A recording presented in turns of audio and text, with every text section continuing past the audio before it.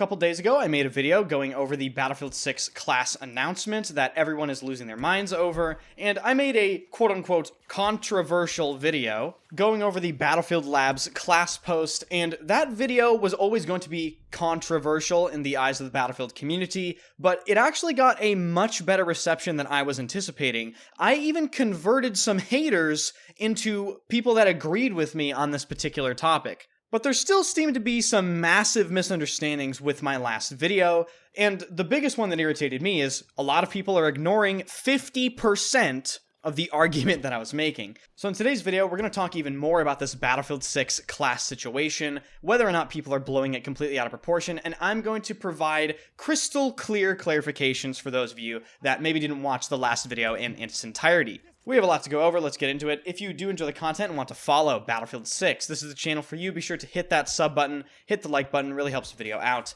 And if you've never come by a stream, I stream every single day at twitch.tv/enders. First link in the description, as well as the link to my Discord. Little TLDR here as to what's going on with the Battlefield 6 class situation. There was a Battlefield Labs post, and it essentially revealed that Battlefield Labs is going to go away from a weapon restriction-based class system, and they're probably going to go with an open weapon restriction system. All classes can use all different types of weapons, and what Battlefield 6 is trying to do is they're trying to define the role and the purpose of each individual class via means other than the weapons. So, gadgets, signature weapons, signature class traits, these sorts of things.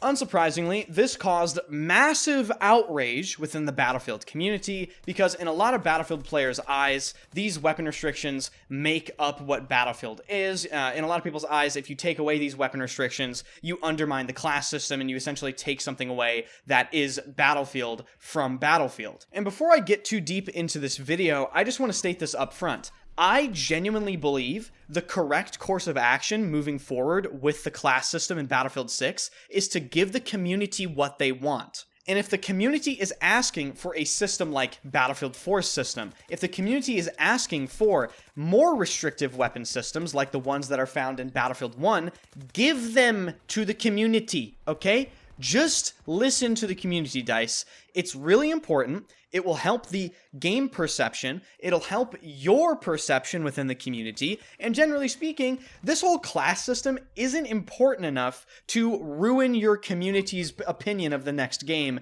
before it even releases. So now that we have that out of the way, I'm going to cover what I tried to cover in the last video, but just provide some more clarification and some more explanation behind some of the points that I made in the last video.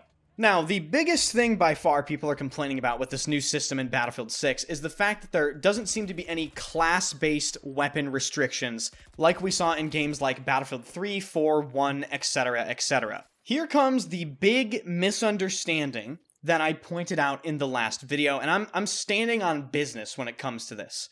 People don't want Battlefield 6's new system that they announced because they don't like the fact there are no weapon restrictions, so what do they go and do?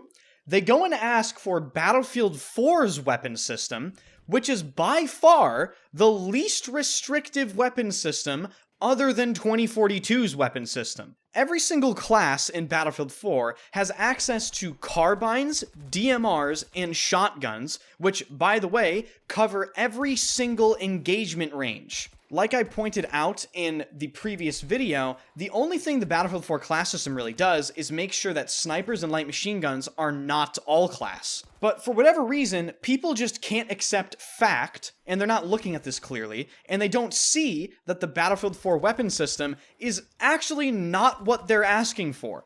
People are asking for harsher weapon restrictions, which can be found in games such as Battlefield 1. Because at the root of their problem with the Battlefield 6 weapon system, they want the weapons to play a defining role in the classes of Battlefield 6. And you cannot do that with the Battlefield 4 system. Sure, the Battlefield 4 system did have class-specific weaponry, the most obvious example being the assault rifles for the assault kit.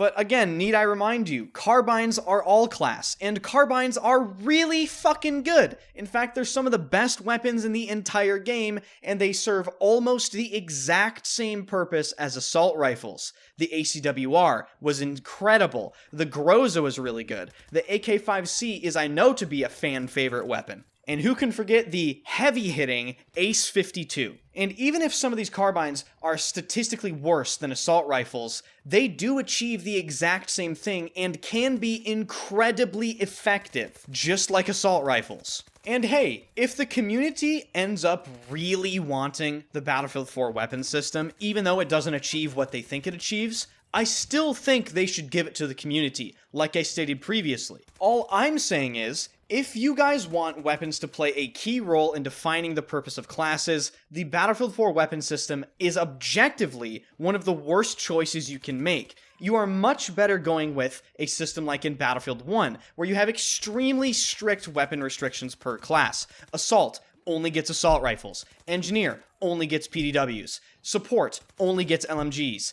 Recon only gets DMRs and snipers. Something along those lines, because, once again, allow me to explain what they're trying to do in the BF6 system. They are unlocking weapons, so you can use any weapon on all class, but they are defining the purpose of the class via other methods, such as gadgets, such as class traits, and signature weapons. That is their goal with the BF6 class system. So I hope you guys understand that a little more clearly, and I just have to emphasize once again, personally, from my own perspective, I do not fucking care what they do with the next class system. I don't. I wrote this in the pinned comment on my last video.